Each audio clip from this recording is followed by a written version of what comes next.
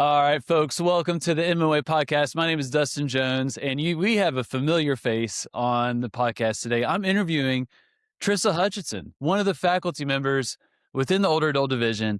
She is in a really unique setting, situation, and doing some really cool things. And we wanted to highlight this for y'all. But then also, if you're in an assisted living facility, I think you're going to have a lot of gems of how you can maximize your impact and some very helpful clinical tips as well. So Trisa, thank you for taking your time on this Friday. Tell folks where you are right now, because the video shows you're in quite the spot. Yeah, absolutely. Thank you, Dustin. I am currently in our private dining room right off of the main Ooh. area of our main dining area for our assisted living side folks. A spot where residents and families can reserve and have kind of a little private setting for their meal. Yeah. Very intimate. I like it. Good vibes.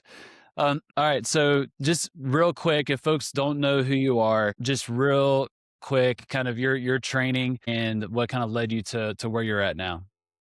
Yeah. So I'm a doctor of occupational therapy. During my schooling, I got to do an internship or my fieldwork experience at an ALF. That's a sister company of this one currently. Then from there, they offered me a position at this current assisted living facility in Detroit Lakes, Minnesota, where I opened a clinic inside the building. I treat people from the community to come in for outpatient. I also treat people in the building for outpatient, but our company does contract, and so we do some home care as well. So In currently that inside building of or outside of the building?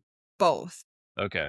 Yep, but majority inside this building. So I get lucky enough to see people under Med A home care. I discharge them to myself for Med B outpatient, and then I discharge them to myself because I also work here at the building teaching exercise classes and overseeing their activities department as well. Dang. All right. Yeah. So that's quite the setup, right? So for folks that aren't familiar with these settings, or if you're overseas, it may not be similar terminology. So ALF, assisted living facility. How would you describe, like, who lives in assisted living facility? Who is it for? Who's it not for? People that live in this building, so we've got an assisted living side, which are folks who need a little bit more help than being at their houses. So maybe they need nursing to kind of manage appointments. We have a rounding provider here. They can add services as needed. So maybe they need medication administration or they just need help getting dressed, but then they're good throughout the rest of the day. Some of the folks still drive, others don't. And then we also have a memory care side, which is very similar in terms of functional abilities. However, it is a secure unit for those folks who have dementia. Okay. So kind of the continuum of living accommodations and services to assist folks. Trissa is she can do part A. So in the US, that is home health, the traditional home health, where it's a considerable and taxing effort for that person to leave the home. And then she could do a home visit, or that person could come to her clinic if they are able to leave. If it Yep. is not a considerable and taxing effort, and that's built under Medicare Part B, so like traditional outpatient therapy. And then she also is able to work with folks kind of on the fitness wellness side with some of the organized activities. So an ability to influence folks over kind of a broad spectrum, whether time or function level. So pretty cool situation. I also like, which I haven't seen too much of this, that you have your clinic inside that ALF that Yep. community members can also come to. I've not seen that a lot, and that is really, really cool. What's just for context, where you are, what's the size of the DL, Detroit Lakes, Yeah. just so folks know whereabouts you are? Yeah. So population of Detroit Lakes is 12,000 to 15,000. It varies a lot depending on time of year because it's cold here and people either snowbird or it's a very big hopping town in the summer. Lots of people move here just for summertime. So 12,000, but veers up to, can double that occasionally, but Right. typically around 12. That's awesome. So yeah, especially if you're in a small-ish town like that, having the ability to serve those community members is pretty huge. Okay, so that's where you are. So want to if you go back to when you started there, and it may be with your rotations as well. we've got a lot of folks that watch or listen to this podcast that are maybe new in the ALF. They have that fitness forward approach. They see the struggles that these folks have. They see the activities director that is absolutely stressed out and stretched too thin, and they want to help. They want to, encourage physical activity throughout that space. What are there certain things that you did intentionally to speed up your ability to influence that space? Um, Increase physical activity or bring that fitness forward approach? Like what are things that you did that worked really well to have some influence there? Yeah. Starting out, just building rapport with the people in that role. So understanding what they do, how much stress they are under, just because there are a lot of people and they've got to, please everybody's needs. Knowing that, yes, physical activity in our mind is like number one, and that's what our goal is. But knowing that they do also have to satisfy like people who want happy hour and bingo and things like that. So then I had conversations asking if I could take some of the load off by offering the exercise classes and actually leading those myself. That was huge for the activities department because then they can focus on the things that are their jam and I can help influence, but it gives them time back in their day. So Yeah. that was a big role. Long did you wait to make that offer? Like what did that time? I know it's going to change for everyone, but I just want to give folks kind of an idea, so a starting place of when they may want to approach that conversation. Yeah, mine was kind of right from the get-go. When I was a student, I got to actually kind of lead some of the activity role and like manage some of their calendars. So mine was a little bit unique in that. I will say though, anytime you can have that opportunity to have that conversation, like I don't think you would have to wait. Just knowing our activities department now, anytime someone's offering something, especially if you're going to offer it free of charge, then they're going to jump on that opportunity because they've got a lot that they're trying to help people with. Yeah. Yeah, and just to put yourself in their shoes, right? You're not adding to their plate. You're taking things off their plate, which they're going to be Yep. very generous for. Yeah. And to offer those for free for, in your space, right? I mean, that pays itself, right? How many referrals, how many times do you end up working with someone in a class, for example, and then they end up on your caseload within a week? Oh my gosh. Like the high Yeah. majority. Cause it's, they come to class and I notice like, hey, so and so is having a really hard time getting up and out of a chair. So then I'll just have a quick touch point with the nurse after class. Just curious, do you think so and so would benefit from therapy? I recommend blah, blah, blah. And then the next day I've got orders on my desk. Yeah, Yeah. It's a great relationship. And it, like you said, it pays for itself because that is my number one referral source. And then the goal is to get them right back to class eventually so you can see more of the continuum. that's awesome. So let's spend some time about the classes, the fitness classes. I'm obviously biased here, but I love that side of things. I do want to get into what you're doing, especially in that memory care unit and how you're rallying the troops to serve those folks better. But from the exercise class standpoint, I think that's a very interesting setting to Hmm. bring people together to move. My experience in that it was in Columbus, Ohio. I was doing home health inside an ALF and offered classes. And it was some of the most fun classes I've ever ran, the most challenging, Oh, and yeah. you never know what you're getting into. So when you look back on it now, when you first started, are there certain things that you did that you're like, man, that wasn't smart, or man, I wish I could do that over again? I don't want to call them mistakes, but like what things happened that you would avoid if you were to start over again leading those classes? Yeah. Oh man, so many things. Starting out, before I had taken like any of the older adult courses with ice physio, I was leading classes where we were just sitting down the entire class. Like Mhm. we primarily used red and yellow TheraBands and we're doing like the basic classic chair exercises. It was basically like people were coming and stretching, which Mhm. great, but they weren't actually getting any better or noticing any progress from coming to my classes.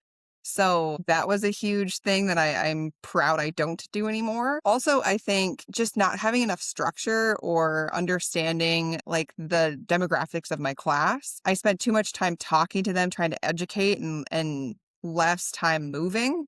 And now I spend the majority of the time moving. We educate during a quick rest period if there's something to educate on or they have a question on. So maximizing movement has been a huge change. And then we use dumbbells, kettlebells, boxes, steps, things like that now. So That's just awesome. really leveled it up. Yeah. Yeah.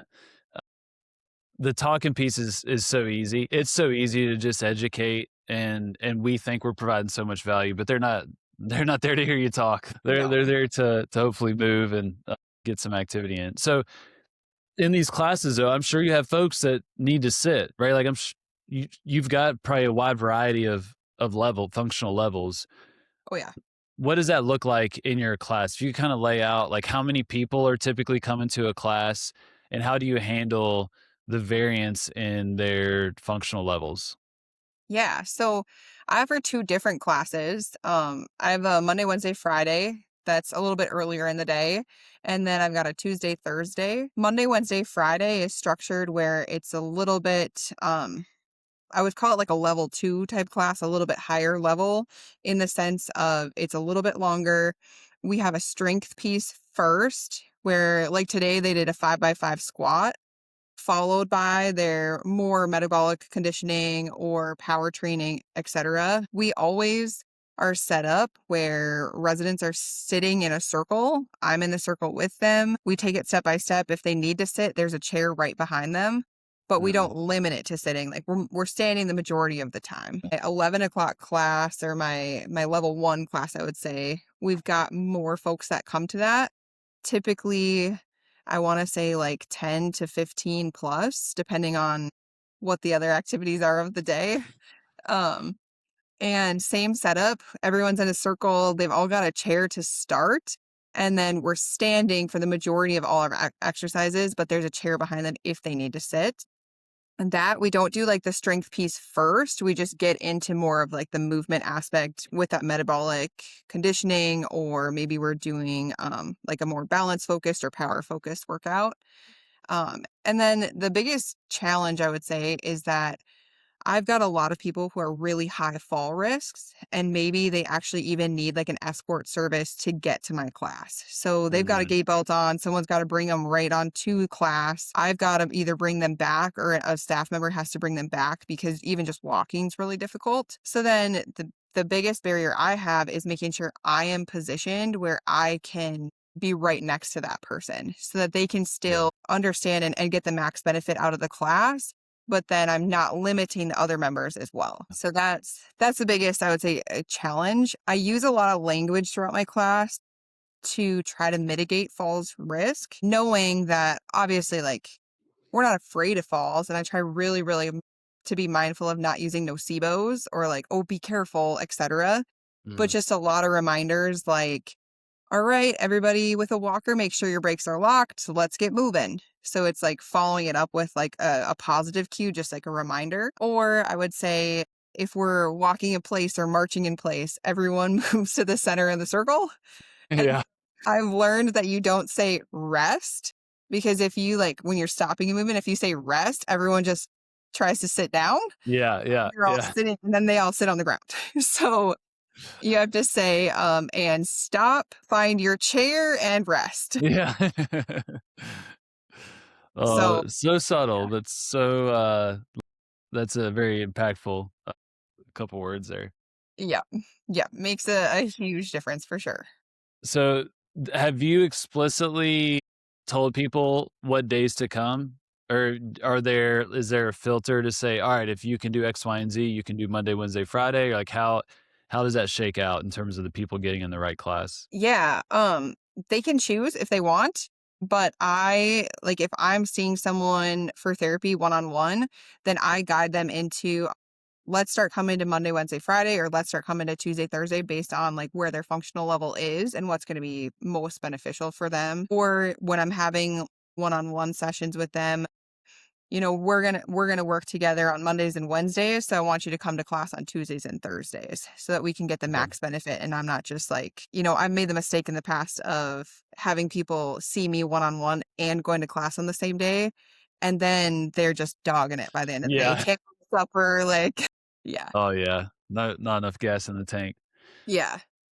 So the Tuesday, Thursday folks, let's say the folks that are spending a lot of time, in a chair or need that nearby, are they so the chair is they're sitting on it or it's behind them. Is there Yep. anything in front in terms of like a hand support, or how do you handle that if you feel like someone does need a hand support in standing? Yeah, great question. I would say 90% of my folks use a walker. And so they're Okay, in front of me, they've got a walker. And then if I have a couple individuals who don't have walkers and maybe should, then I just pull a chair right in front of them and just turn it around and say, like, we're gonna do some balance training today, or here if you need it, it's there for you. And so I nice. just have another chair. Yeah.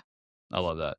Yeah. And I just want to highlight for folks watching, listening, that from what I'm gathering, right? Everyone is kind of doing the same thing at the same time, right? Yep. So Yep. there's a lot of advantages to that. They're not having to transition and move to different stations. It kind of reduces the cognitive burden of the class because they see Trissa, they also see everyone else doing the same thing. So they don't have to remember, oh, over here I'm doing this and over there I'm doing that, right? If you're doing like a station-based class. The downside though is for all 15 of those people, right? Like Trissa has to have the equipment to be able to accommodate for that person. So the equipment load or burden goes up, Yep. but it's an easier class for them to participate. Now, like the classes that we run at Hyphen, for example, very different demographic, independent, community dwelling older adults. We do a lot of station based classes, which increases the cognitive demand because they have to know what they're doing and where. There's a screen, so it makes it a little bit easier. They have to be able to transition to those stations, right? Which they're able to. But if we took Tris's folks and put them in a Hyphen class, that would be absolutely that wouldn't be a great situation. No. That'd be Right. that'd be a little. Right, very dicey. But we don't need as much equipment as if we programmed it like what Triss is doing. So for folks that are wanting to do this, just be aware of that. In the ALF, what Triss is doing is going to be very effective. Just make sure you have the appropriate equipment for those folks. I love that. That's really great. And the other things that not necessarily mistakes, but things that you've started doing that you're like, oh, that hits. Like that's a really good habit to get into or thing to do when you are starting these classes. Yeah. I would say a lot of my folks, they tend to grab a dumbbell that's really light, regardless of how much I encourage them to go heavier or try to Uh, hand them a heavier dumbbell. So what we've been doing is rather than a lot of like set reps, we do movements for time, or I mean AMRAP, like AMRAP sets, like movement mhm. for reps. And so we'll do 20 seconds of overhead pressing. And I want you to do as many as you can in 20 seconds, and then we'll rest between. Versus like, let's do 8. And they've got this super light dumbbell and they could rip out 30 reps. Yeah. So that AMRAP set, or as many reps or rounds as possible. So just continuous movement. And then I know that they're hitting the stimulus. And I've noticed a huge shift from, they're doing their 8 reps or whatever it may be that I was programming before. And then they're sitting down like, oh, no problem. No strain, no physical Yeah. strenuous effort compared to like now they're like, okay, like let me sit down for a second. So That's yeah, awesome. So pretty easy way to make it hard or ensure that you're getting that high intensity. yeah, That's absolutely. great. Yeah. That's awesome. So really good stuff there. If anyone has, questions or thoughts about running these classes, hit Triss up, hit me up. We both love to share. Triss has got more experience doing this than I do, but there's I think a lot of subtle nuances that can make it more enjoyable, and Yeah. then a lot easier for you from the coach's standpoint. Yeah. All right, Absolutely. now I want to shift gears now and just spend some time talking about the awesome program that you've developed in that assisted living facility, in that memory care unit, working with folks that have a diagnosis of dementia or a type of dementia. So, could you outline um, before the program, what was kind of the state of affairs and some of the problems that you were experiencing? Yeah, when you Yes. first got in there. So in our memory care, just something that we continuously noticed were residents with a lot of downtime in our memory care. So wandering around, exit seeking, sitting in their chair, just kind of staring at the TV or the wall if no one turned the TV on. Just like not a super high quality of life.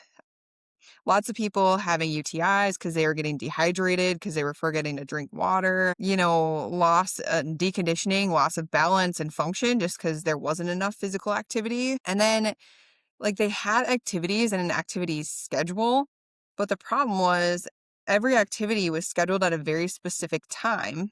And then if you've ever worked in memory care or been in memory care, like you can't really manage people with dementia and tell them a specific time. So based on the day, it would be, this one activity would be at 10 o'clock, but there was a rough night or shorter staff. And so it took till 10:20 to get every resident out there to start the activity. And then the activity was only scheduled from 10 to 10:30. So they got 10 minutes of an activity instead of 30 minutes of an activity. And so really they had lack of participation in just like life.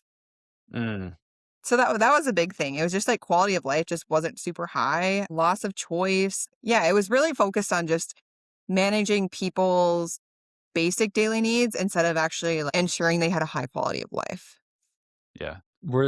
Did you notice any patterns or habits from the staff in terms of like how they communicated and things that may not have been effective? And we're not here to just like crap on that staff, right? I just want to highlight things that clinicians do as well, right? Like Yeah. we're just as guilty as some of these things, but were there things that were kind of troublesome from your lens as an OT? Yeah. Not understanding what an individual with dementia necessarily needs in terms of comfort, in terms of support.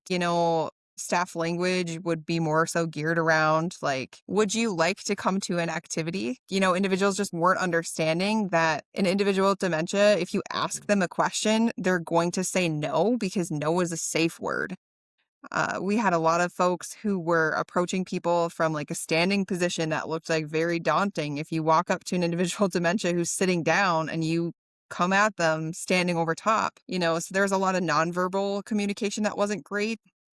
I think also one that I noticed with clinicians as well was just like a lack of just understanding how to communicate and how to read nonverbal skills, how to encourage, how to use your nonverbal skills to communicate. I've had a lot of folks told that they don't think an individual in memory care has the ability to get better or ability to participate, but it was just Mm. a lack of getting to know that individual or know their likes or dislikes and spending time with them rather than something wrong with that person. It was us as a caregiver just not taking the time or putting the effort in to get to know the resident. So seems like a pretty tough situation, very difficult, I'm sure, from the resident standpoint. I can only imagine how challenging that type of work is from the staffing standpoint. I've spent a good bit of time in memory care unit, and it's like a roller coaster. Like you can have the highest of highs and these absolutely beautiful moments that, there's not a dry eye in that whole facility. And then some of the lowest of the lows of, oh my gosh, like this is humanity. Like, Yeah. what's the point of it all? Yep. It's a very emotionally taxing setting. So you saw those issues, and then talk us through what you did to try and create a solution for that, for all Yeah. of those things. Yeah. So, I've always had a super strong passion for memory care. So, how I kind of integrated into this role was, communication with my supervisor as therapy, but then also like the supervisor in terms of management of the building. And we created a role that I now hold called Health and Wellness Director.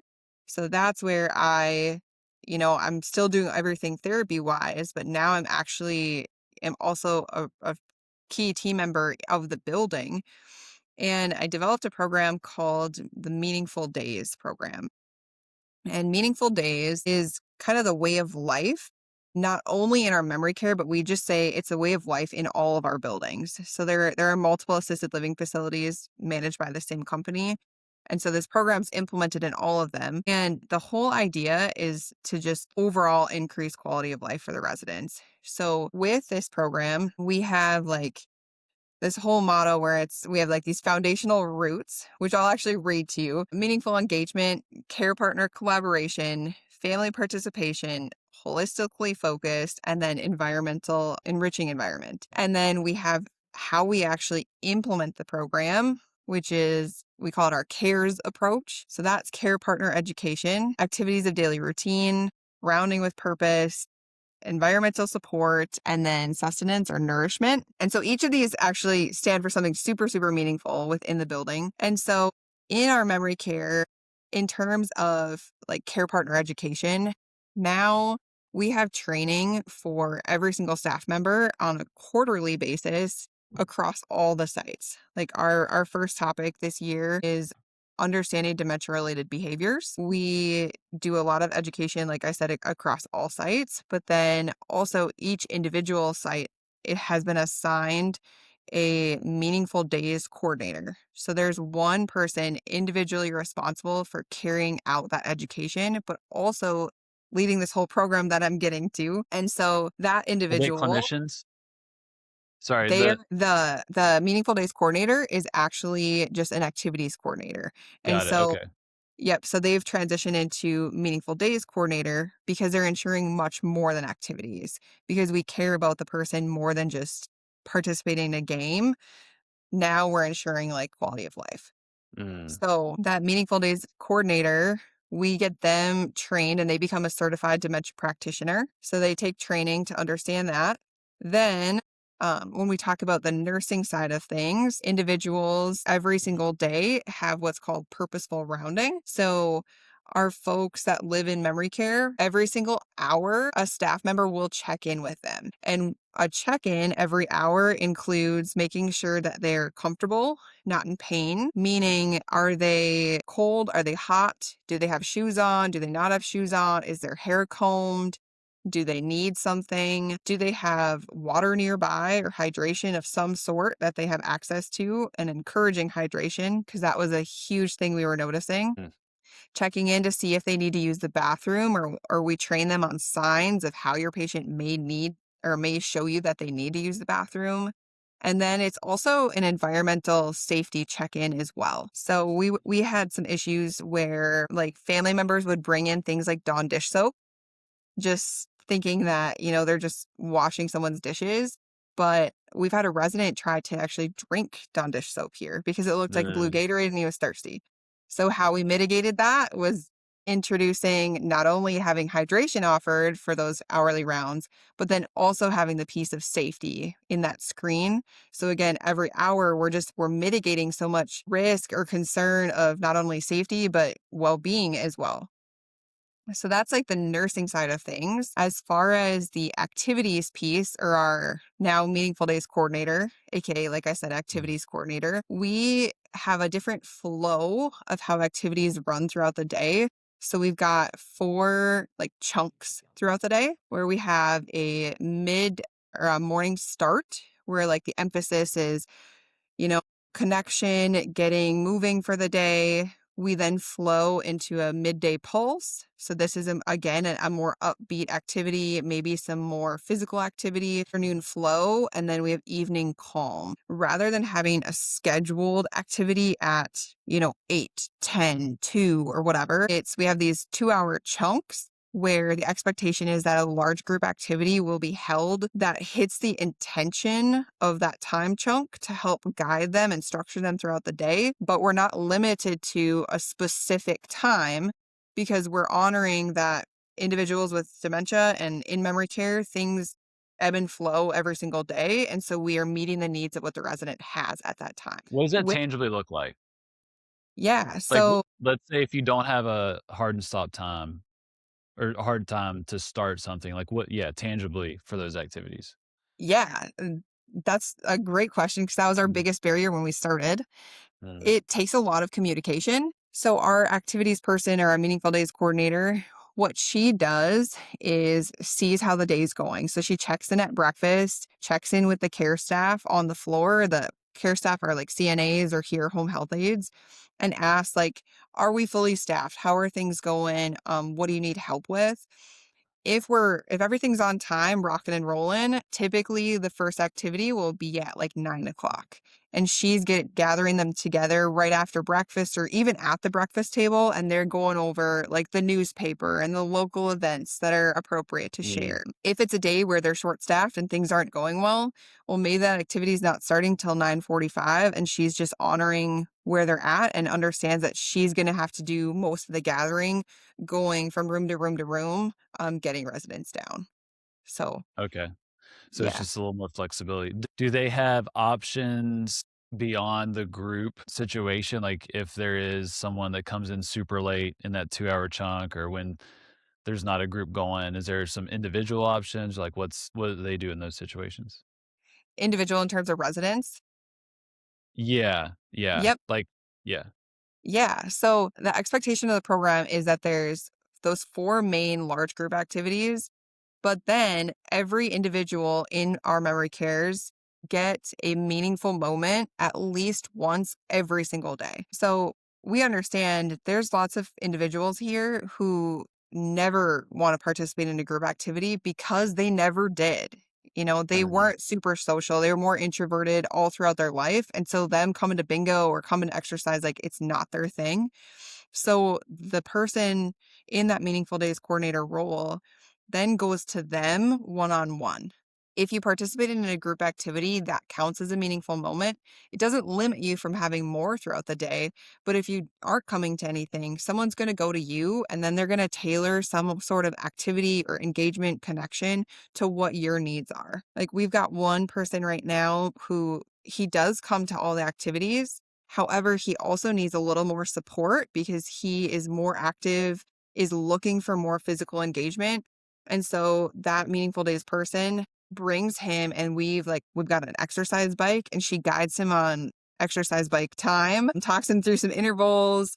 Sometimes she has him participate in things like carrying the trash down or pushing the weight cart around or different things like that. So it's that one-on-one piece as well, so that no one is just like sitting in their room all day, every day and doesn't have any engagement because they don't like what's scheduled for activities. Yeah. That's so Yeah. cool. Yeah. So what's been the result of that from the patient standpoint, but then from the staffing standpoint? What numbers have you seen or feedback have you gotten? Yeah, I would say from the staffing side of things, what's been really fun to see is them embrace the concept of meaningful moments because care staff can help with meaningful moments and they understand the program too, where it's not just activities and they can ask residents to help them throughout the day and provide a sense of purpose. So Mhm. what I've noticed is a lot more engagement of resident to staff member, meaning if someone is taking out the trash, like, hey, so and so, will you come help me carry this down? And you can just like see that sense of purpose, increase quality of living for that individual. Or maybe it's our operations manager is passing out letters for throughout the whole building. And so she goes to grab another resident and ask if they'll help pass them out. Mhm. So it's been that piece of staff to resident connection that's been really awesome. But then we also monitor over time, like month by month, meeting weekly, how residents are doing in terms of their behaviors and their psychotropic medication usage, PRN specifically. So every single week, we host a meeting and we review like 5 to 6 residents because we've got 21 in our memory care. And we look at the last month and we see how are they doing participation in the program, like what things are going well so that we document like any changes that way. We look at have they had any documented behaviors or dementia related behaviors, which means any negative outbursts, any, super emotional episodes or things like exit seeking or, anything that would be out of their norm Mhm. that needed like redirection. And then we also look at their PRN, like I said, psychotropic medication use. So their behaviors got so quote unquote out of control that they weren't able to be redirected. And so then we've had to actually give them some sort of medication.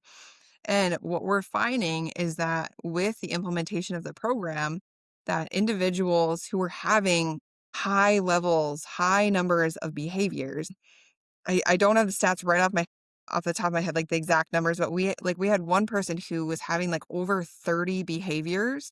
And then the next month when we looked, they were like 5 to 7, I believe. So it was like an Wow. incredible drop in the number of behaviors just by someone meeting with them, connecting with them. And then in correlation, that individual went from having over 10 doses of a psychotropic medication to now we're, talking like 2, 3, 4 over the course of a Mm. month. So a huge, huge difference in terms of, connecting with people and learning what their likes, dislikes, ins and outs. So instead of medicating them, instead of, just documenting that they're having behavior, we are learning and understanding and connecting with people and making a huge difference medically as well. And the functional impact of those medications, right, elevates the risk of falls that I'm sure, if you're tracking falls rates or even, functional outcome measures, I would not be surprised if you saw some change or improvement in that as well. Yeah. Yeah. That's Uh, huge. From 30 to 5, that's yeah. crazy.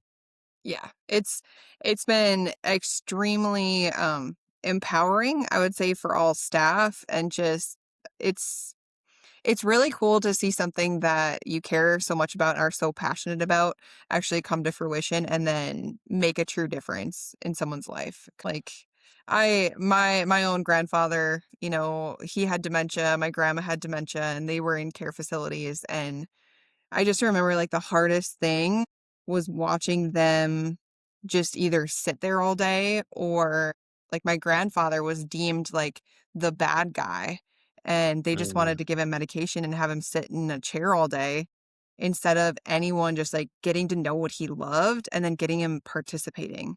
I think we have that huge misconception that, just because someone's in memory care, if they're standing and walking around, they get told like like sit down and redirected to a chair rather than mm. like understanding they're human and maybe they're bored and want to participate in something just like you and I would. That's such a good point.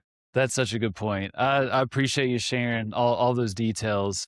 I know there's a lot of folks that are got lots of ideas in their head, like, oh my gosh, I want to implement this and elements of it. There's a page on the progressive care management site, the Meaningful Days program. I'm going to link to that so y'all can check that out in the show notes. It has some of those core tenets and philosophies that Trissa mentioned. But I hope y'all are thinking of how you can implement some of these things in your own practice. That's where I want to leave this conversation, Trissa, for those clinicians that are in memory care units that are going in or working with folks that have pretty severe, cognitive impairment. What are some of the most important elements that they need to really embody going into that setting? Let's say that they're not currently not able to implement a meaningful days program that's going to influence every, square inch of that space. What should that clinician do or embody to maximize their impact in that setting? Yeah. Just always remember that an individual with dementia matters just as everyone else matters. Oftentimes, if something's not going well in session, I want you to make sure that you're reflecting and figuring out how can you change to make this session successful, and never ever deem someone unable to participate or unable to progress as a result of their diagnosis of dementia. You would never say that someone has diabetes so they can't progress. So don't say someone has dementia so they don't, so they matter. And if you just spend a little bit of time building rapport, maybe asking staff at the facility or make a phone call home to one of their loved ones and get something to buy in, something that they love, approach them with respect, treat them like they're your equal, not like you're above them or like they're any bit lower than you. Mm. And you will be able to form a connection and truly make a difference in their life. I love that, Trissa. Thank you for the work that you're doing. Thank you for sharing this. This is the type of stuff that I wish I would have known and learned and heard when I was actively, in that memory care unit. So I hope folks will be able to take this and run with it and just learn from what you're doing with this memory or meaningful days program, which is very innovative and obviously super impactful from what you're sharing. So if folks do have questions, want to pick your brain a little bit, is there a good spot or place to get a hold of you? Yeah, absolutely. If you guys are on that Ice Physio app, You guys can search my name and find me there. Otherwise, Dustin, we can link my email below, trisa.hutchinson Okay. at gmail.com. That'd be just fine as well.